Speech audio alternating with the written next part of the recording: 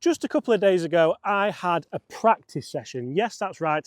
I was practicing my golf game, but I'd forgot my driver. And I wanted to work on my swing path. I want to hit straighter drives. I want to hit longer drives. And I, of course, want to hit more consistent golf shots.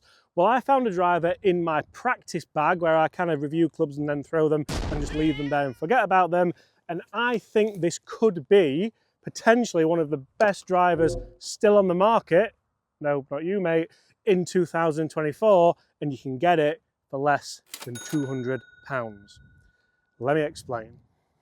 You see, guys, I test a lot of golf clubs. I'm very lucky to get my hands on the latest and greatest drivers, and often we see a lot of technological advancements, a lot of technological claims, we could say, but you do end up paying a lot of money. You end up paying £500–600 for the latest driver, and this Cobra driver, I'm going to say, features quite a lot of tech for the price you can now get it for. And you can still hit shots like that one, which is what I was finding in my practice session. See, I wasn't even thinking about the driver. This video is a very much spur of the moment video for anyone that wants to go and buy a second-hand or even a new driver that's a little bit older, where you can save yourself some money. Because the story goes, I basically lent this driver to a friend. You can see that's why it does have a sky mark on the toe there as well, and just forgot about it. It was in the bag, I was practicing, and I really want to get my driver better. My driver's either very good at the moment or terrible, so I thought I'll just grab that, I'll hit a few shots with it. Then this happened. And then this happened. And you guessed it, then this happened. I was even just listening to a podcast and just hitting away. You can probably tell with the audio there that it wasn't designed to be for a video. So the Cobra Aerojet LS driver, for me, features pretty much everything you would want. It has movable weights, it has movable tech, it features that carbon crown, it even has the carbon sole. So Cobra redistributed that weight where they wanted it. And the dark speed driver was never really for me. I tested it, I reviewed it, I liked it, but I wouldn't say it lit my fire. Moving back to this Aerojet, I don't know if I just have changed as a golfer in maybe the last 12–18 months, but I certainly feel like as I put it down, that 9.5 degree looks perfect, and I feel like I can really get those changes that I want. You can see that the ball's not really moving too much in the air. There's a little bit of a fade there, but nothing too much. I'm not even hitting that out the middle. So this HOT face is obviously designed to enhance ball speed on those off-center hits. And to be honest, I feel like it's doing everything I want it to do. Now, I'm not saying that this is better than the Paradigm AI Smoke that I've been using, or better than the PXG0311 Black Ops Tour driver that I gamed earlier this year.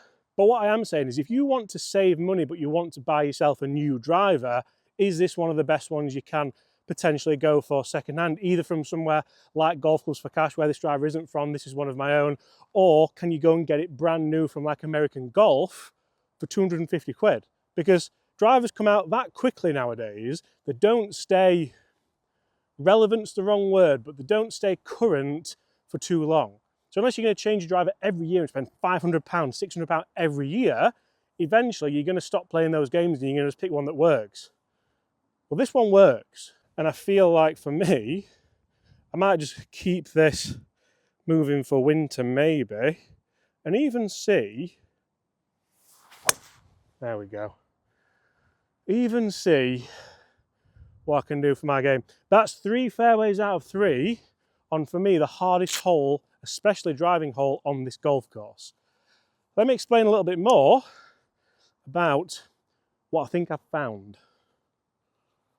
And guys, just a real quick one, if you do like the idea of finding a budget, second-hand or even new golf club that could work for you, as you can see I have a bag full of them here, so make sure you do consider hitting that subscribe button. We're well on the way to 300,000 subscribers, which is mind-blowing for me, and I would really love you to be a part of it. So if you like the idea of budget golf, as well as some of the latest and greatest stuff that we know is coming in January, do us a favour, subscribe, ring the notification bell, and you won't miss any of the free content that's coming.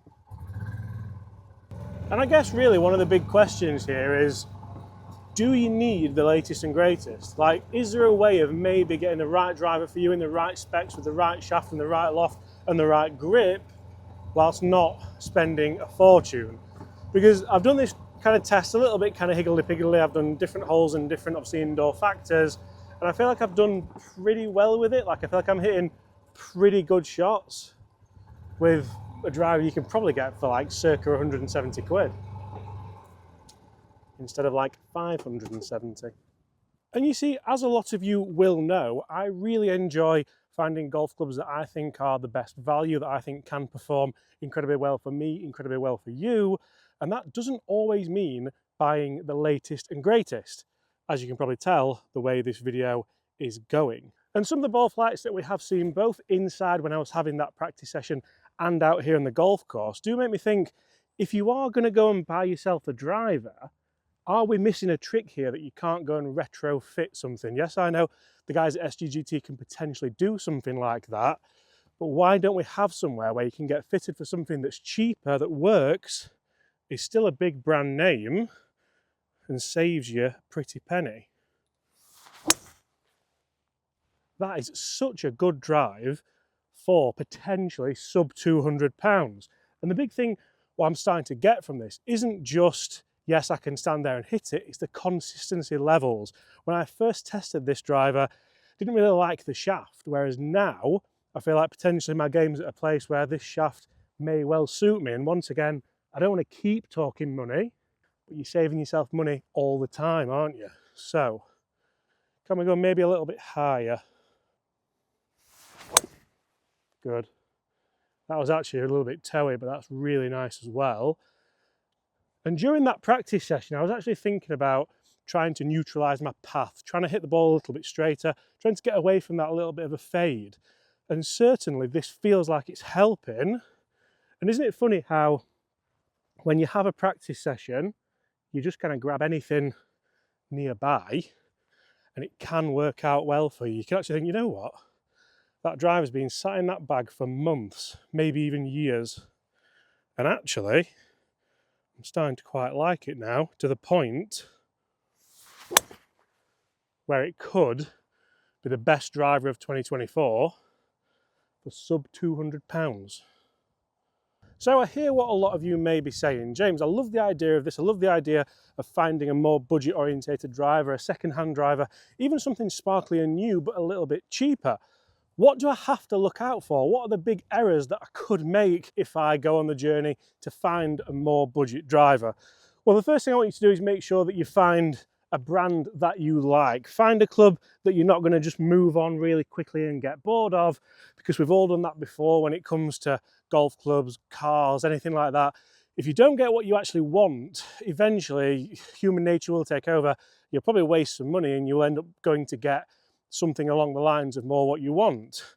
So I feel like with the Cobra, that's quite a nice way of doing it, because they make fantastic clubs, and I know really it could be a fantastic outcome.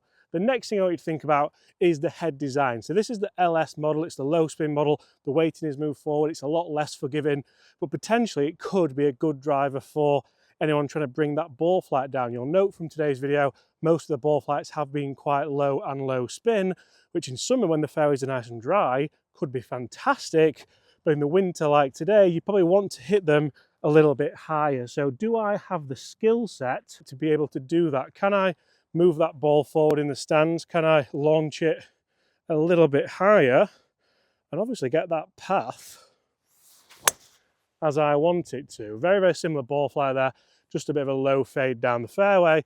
And the final thing I want you to think about, obviously you've thought about the brand, you've thought about the head design, you've thought about everything. Give a thought to the engine of the club. Think about what shaft you're going for here, because shaft is vitally important. And to be honest, if you're buying second hand, the grip is vitally important as well. Make sure it's a good quality grip. Make sure it's a grip that's the right size for your hands, that's the right size for your release pattern, and of course for the shot you're trying to play. Now, ultimately, there are going to be reviews of older clubs on YouTube. I've been reviewing clubs for a long time. Mark has, Rick has, lots of people have. So you can still find reviews of these clubs and see exactly how they do go toe to toe, like numbers wise and things like that. Obviously, technology can't move on too much. This driver featuring the power bridge, the HOT face, the power shell, it really does go endlessly on. and that's one of the better drives we've hit in this video, very similar to the drives we were hitting in the studio during the practice session. Guys, if you've enjoyed that, smash that subscribe button below. Thank you so much for your time with that. Is there something in this, or am I just looking for a deal potentially that's not there? Guys, see you tomorrow. Goodbye.